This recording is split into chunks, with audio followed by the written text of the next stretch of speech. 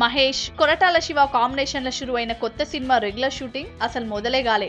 గప్పుడే ఈ movie release date ను అఫీషియల్ గా అనౌన్స్ చేసిరు ఈ సినిమాలు. 3 మంత్స్ తర్వాత మహేష్, కొరటాల శివ కాంబినేషన్ లో వస్తున్న ఈ సినిమాను వచ్చే ఏడాది సెప్టెంబర్ 22 తారీఖున రిలీజ్ చేస్తారంట. ప్రస్తుతం ఈ మూవీ స్క్రిప్ట్ కు ఫైనల్ టచ్ అప్ ఇస్తుండు డైరెక్టర్ కొరటాల శివ.